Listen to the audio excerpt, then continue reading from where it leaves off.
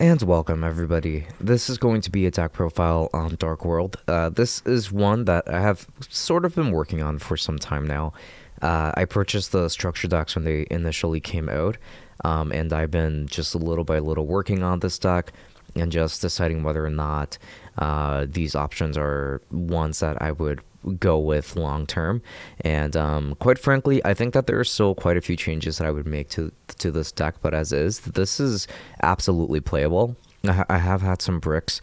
However, I think that for the most part, this is totally playable. Now, this is one of those decks that I also built for the purposes of giving to somebody, to one of my friends that maybe happens to want to get into Yu-Gi-Oh, but maybe finds the game to be pretty expensive or just like the barrier of entry to be a little bit high. So I make that investment, and then in return, I just spend some time with that deck. I test it out. I see what works for it, and I just get to learn more about it before I give it away. So this is going to be one of those decks. I'm doing the exact same thing for Trap Tricks as well. So you will see a deck profile for that at some point. But for now, we're going to focus over here on Darkworld. And this is genuinely a very fun deck. But there are still quite a few changes I would make to it, especially since I've been building this deck since December, since the structure deck came out. A lot has changed.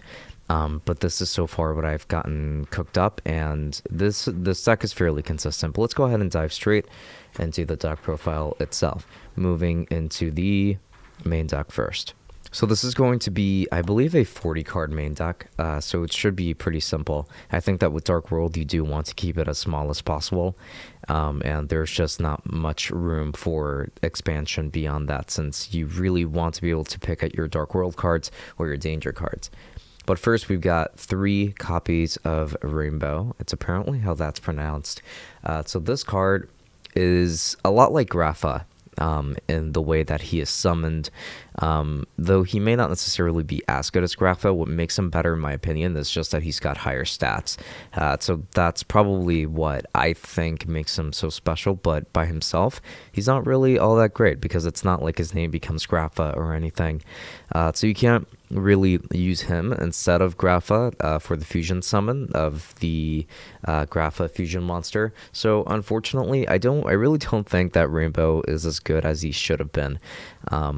But still, I would say 3 copies, because if you discard him, you still get the ability to search, which is important. It does let you search. So I would say that that's probably what makes him fairly decent. Then we've got 3 copies of Genta. This card will allow us to search for the field spell specifically. We already have a way of searching for this field spell otherwise, but this is very specific to the field spell. So then we can actually save that other card that allows us to search for searching a different Darkworld card, which is kind of valuable, I would say. It is kind of like running terraforming by itself, I would say, but this is also a monster, and it is another target for Darkworld. It's just better to run this at 3, I think so. And we've got 1 copy of Pearl. So Pearl, I think, is really just good at 1, or he could be entirely cuttable, but I do like playing him. So essentially, he allows you to special summon one Darkworld monster from your graveyard, if anything. So that's a pretty cool effect when he gets discarded. So it's not just him. You can target Grapha, you can target Rainbow, you can get a giant body on board, which I think is pretty good. So I like running Pearl, and I like to keep them at this ratio. Then we've got triple copies of Grapha. Grapha is going to be the most important monster of this deck, in my opinion, since the fusion monster revolves around him. And you've also got the fact that when he gets discarded, he is a pop, and you can bring him out in the exact same way that you would be able to bring out Rainbow, which is pretty good. And this mat is also modeled after Grapha, so of course you're going to want 3 copies of Grapha. But he's pretty easy to bring out, as well as Rainbow, which is what makes both of them pretty good. So you would be able to use both of them to Xyz summon into something a lot bigger, and then make that work for you fairly easily. This deck cycles through its resources very often. You will dig through your deck very easily, which is quite nice. Then we've got 3 copies over here of Snow.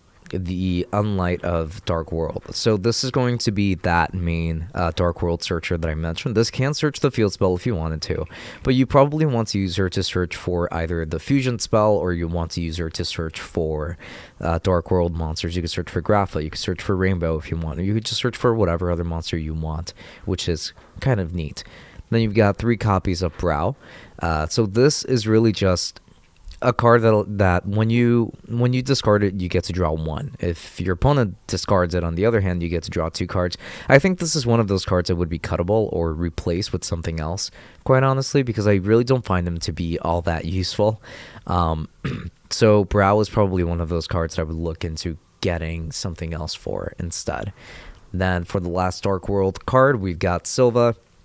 Silva is pretty decent. He can summon himself if he gets discarded, which is pretty nice. Yeah, he has 2300 attack, so his stats are probably what make him more of a bigger menace. He is a level 5, so his level really isn't going to be what makes him so good. However, this is what we're going to be working with, and this is our Darkworld lineup in general. Now we're going to jump onto the danger monsters. Here we've got Danger Nessie. So Nessie is going to be one of the stronger danger monsters for sure, because if Nessie gets discarded, you can add any danger monster from your deck to your hand, which is awesome because you can go ahead and add yourself Danger Bigfoot, for example, or one of the other dangers. And we've actually got 2 copies of Danger Bigfoot here. So Bigfoot has the ability that if he gets discarded, then you get to pop 1 monster on the field.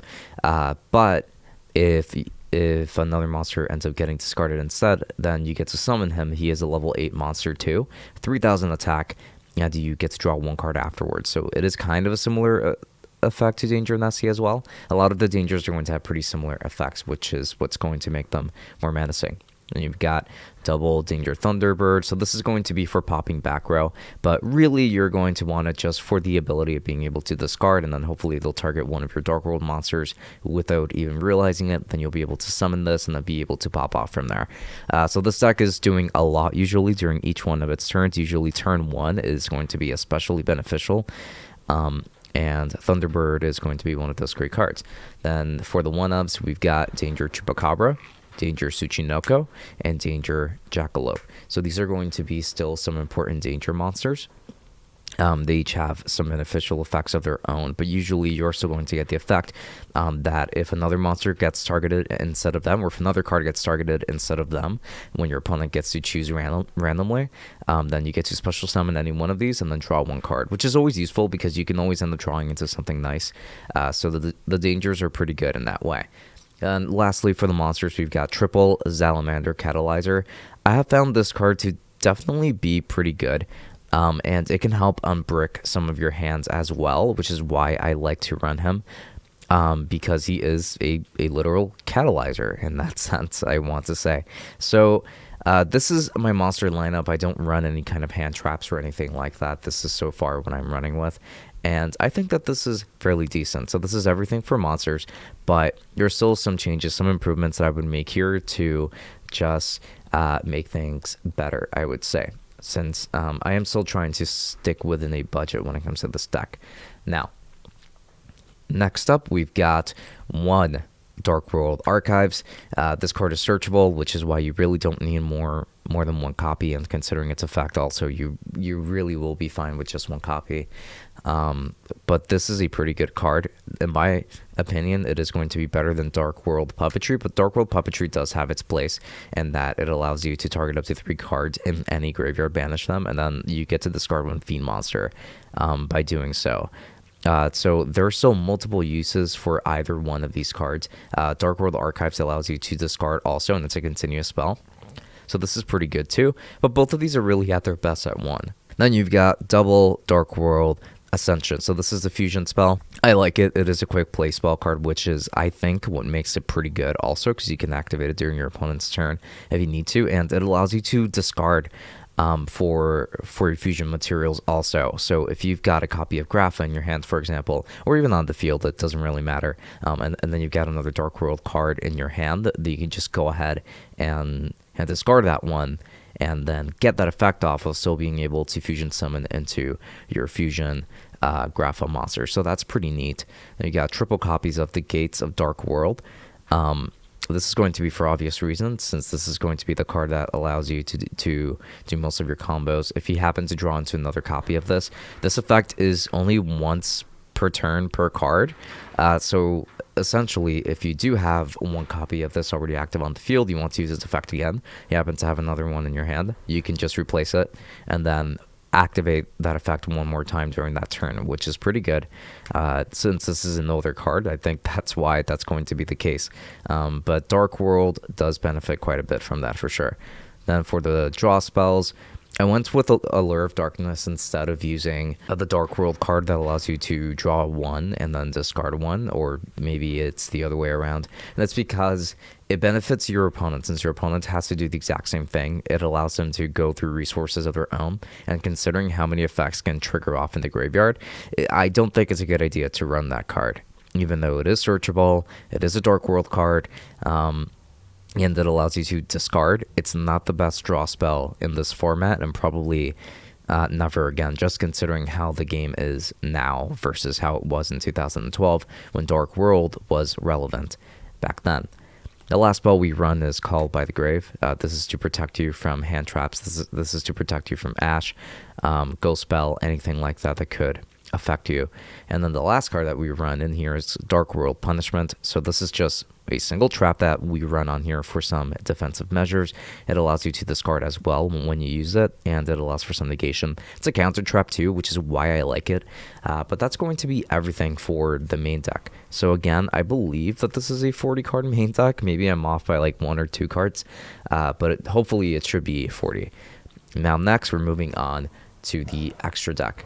So we are running double Grapha Dragon Overlord of Darkworld. This card is very easy to make because of your 2 fusion spells, and he does require a Grapha spell to make. He's a huge monster too at 3200 attack, and while his effects are really nothing too crazy, this is still a very powerful card to summon for this deck in particular, of course, since it replaces one of your opponent's effects for one that forces them to make you discard a card, so you can trigger one of your Dark Lord's stronger effects as a result too, since it was done technically by your opponent's card effects.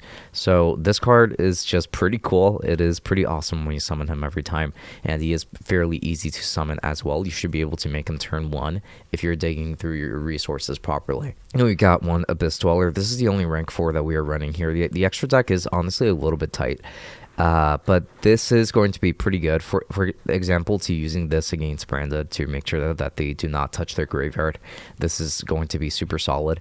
It is a quick effect too, to be able to detach, and then your opponent just cannot touch their graveyard pretty much, or they just can't activate card effects in the graveyard for the rest of this turn really. But that's still going to be really good. Then we got Coach King, Giant Trainer. So this card is going to be especially useful because of his effect to allow you to draw. So his effect reads, you can detach 1 Xyz material from this card, draw 1 card, and show it. Then if it was a monster, inflict 800 damage to your opponent. You cannot conduct your battle damage the turn you activate this effect. You can only use this effect of Coach King, Giant Trainer, up to thrice per turn, so up to 3 times. He requires 3 level 8s, so once you make him, you can essentially draw 3 cards for that turn, which is awesome already. It allows you to do so much, which is why this card can be so good. Then we've got this package going on, number 38. We've got Draglubion, and we've got number 100. This is going to be for obvious reasons, because we would be able to make a much stronger monster, a monster with 9,000 attack with number 100, with these 3 in tandem. So this is why I run it. We are running quite a few level 8s, so this should be a pretty easy package to make. Again, so that's exactly the reason why. You know, we've got 1 Azus because we are running an Xyz package overall, so why not? You will end up attacking with these guys, so then you will be able to make Azus afterwards if you want to, and then do some more damage with that if needed, or just have them for defensive purposes if that is what you prefer. Now the rest of the monsters are going to be Lynx, and we've got 1 Nightmare Phoenix because he's very easy to make. I included 1 Unicorn because he allows you to discard a card for cost and then target one of your opponent's cards and then return that to their hand. So this is why, well, not to the hand, but to the deck. But this is why I wanted to go with Unicorn, because Unicorn, even though he's in Link 3, so he's not really as easy to make, he can still be pretty menacing on his own, because he does allow for a discard, at least in this deck, I think. But generally speaking, I don't actually like running Unicorn so much, but that's one reason why I run him here. Got the Dark Charmer, because this is a dark deck, and you would be able to go into your opponent's graveyard and also special summon to your side of the field. Let's say that you're going up against Branded. This would be a pretty good card to run too. Got one Muckracker, which does allow you to discard and then special summon from your graveyard. I use this card pretty much every duel. I just find it to be super useful. You got one Underworld Goddess of the Closed World. This is more of a just-in-case card if you just so happen to be able to make a Link 5 monster, but she hardly ever gets made. Then we got Appaloosa, Bow of the Goddess. You can make her pretty easily in this deck. So I do like to run her. She is a monster negate, so she's a pretty strong card for sure. She is a Link 4, not too hard to make. And then lastly, we've got one Access Code Talker. So depending on whether you go first or second, you're going to want to make one or the other. If you're going first, you probably don't want to make Access Code Talker. Maybe you want to make Appaloosa. If you're going second, then you want Access Code Talker so that you are able to attack with him that way. And then that's probably what I would do. So now that's everything for the extra deck. Let's move on to the side deck. The side deck is nothing really too special, if I'm completely honest, but let's still go ahead and talk about it. We got double Ghost Sister and Spooky Dogwood. Again, it's because these cards should be so easy to dig for in this deck. The ratios are a little bit smaller for some cards. So we've got, for example, just two Ghost Sisters. I think that's really all that you need. So every time your opponent special summons a monster during the main phase or battle phase, you gain life points equal to that monster's attack. So it reminds me a lot of Max C, except that you're not drawing, you're just gaining life points. So this card can be a really powerful option too. Got double Troll and Lockbird, because Troll is Troll. Troll will lock your opponent out of being able to search too much. So when it comes to things like Branded, also Kashira, this will put a hard stop on them. And then you've got double Nekomin King in case you want to switch up your playstyle. You got triple Cosmic Cyclone for back row deck. So if you're going up against Labyrinth, if you're going up against Trap Tricks, you've got a way of just hitting them where it hurts, which is going to be in their back row, and just banishing those cards instead of sending them to the graveyard for the small cost of just 1,000 life points. So I think it's a good card to run. Then we got some virus cards, really just triple copies of Deck Devastation Virus. You can also run Eradicator in this deck and see a lot of great success with that card too, especially because you would be able to target spells or traps. So again, if you're trying to hit their back row, that would be a great card to run. You could actually run that instead of Cosmic Cyclone if you want as well. So yes, that is one thing to consider. It really just depends on your playstyle. But Deck Devastation Virus will target their monsters instead, which is still a really valuable effect. Then you've got triple Skill Drain, because your Darkworld monsters do not really have effects on the field. Their effects are going to be in the hand. So Skill Drain is not something that's going to hurt you or that should hurt you really in any way. It should only affect your opponent, and you would still have some pretty massive bodies to work with from there too. So that's going to be pretty much everything for this Darkworld deck profile. I do very much hope that you enjoyed it. I am going to share the Trap Tricks one when that one is ready, and there is another deck profile that I'm working on as well as we speak, for kind of a really strange deck that I dreamt up overnight. I have seen some success with it, but really just some. I am going to make a deck profile of it because it is a control variant that I would like to share with you guys too. But either way, thank you so much for watching today's deck profile. If you liked this video, please make sure to leave a like. Let me know in the comments what you would replace some of these cards with instead before I end up giving it to somebody. So to make sure that they have everything that they need in order to be able to play to their fullest potential. So what would you change in this deck? Please let me know in the comments. I'd be more than happy to read through your feedback, of course. And now with that said, I'll see you with the next deck profile or just the next Yu-Gi-Oh video in general. So until then, have a good one.